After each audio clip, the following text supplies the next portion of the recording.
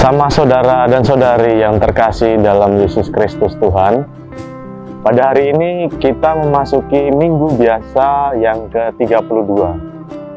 Bacaan Injil pada hari ini berkisah tentang bagaimana Yesus menegur atau memperingati agar berwaspada kepada orang-orang atau ahli Taurat.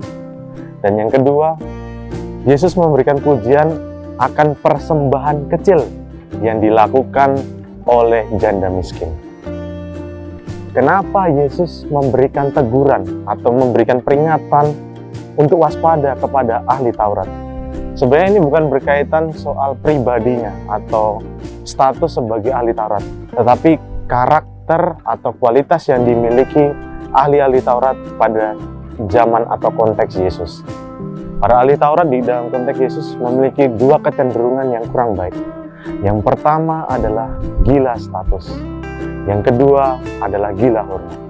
Gila status dan gila hormat itu nampak dalam bagaimana ahli-ahli Taurat ingin selalu tampil, ingin selalu menjadi pusat perhatian, viral, memiliki kehormatan, dihormati, dan lain sebagainya.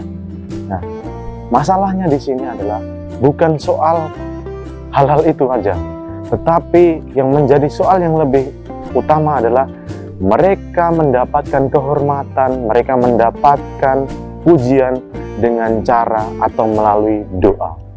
Doa dijadikan sarana untuk memperolehnya.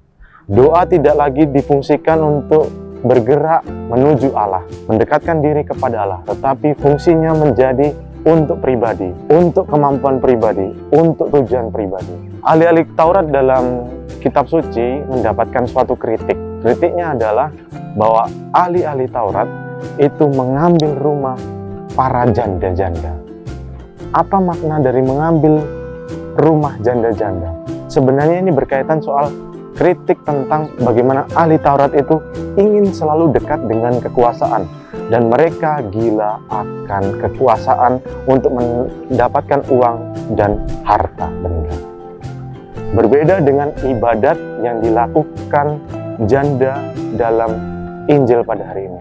Bagaimana janda sungguh memfokuskan diri datang kepada Allah. Dia percaya, dia ingin selalu menuju kepada Allah.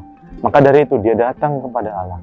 Tetapi yang poin yang lebih penting, kenapa Allah memuji persembahan janda miskin ini? Persembahan ini memang kalau kita bilang persembahan kecil itu tidaklah sangat berpengaruh pada penguasaan memberikan daya dukung, misalnya mau membangun gereja dengan iuran janda miskin mungkin tidak ada pengaruhnya. Iuran membangun gereja, bait Allah dan lain sebagainya itu mungkin tidak ada pengaruh. Tetapi pengaruhnya lebih besar adalah perkembangan iman umat. Melalui contoh janda miskin tentu perkembangan iman umat lebih besar daripada apa yang dilakukan oleh ahli-ahli Taurat. Gereja pada hari ini ingin mengajak kita juga untuk bagaimana kita berbenah diri. Bagaimana kita mengerti arti dari persembahan ini. Persembahan bukan soal banyaknya yang kita berikan, tetapi lebih kepada prosesnya atau apa yang dikorbankan. Persembahan lebih kepada apa yang dikorbankan.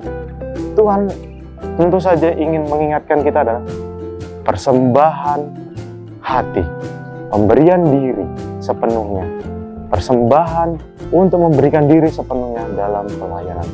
Menjadi pertanyaan bagi kita, apakah kualitas yang hendak kita lakukan? Kita ingin menuju kepada ingat diri atau kita melupakan diri dalam konteks kita belajar dari Allah? Semoga Tuhan memberkati.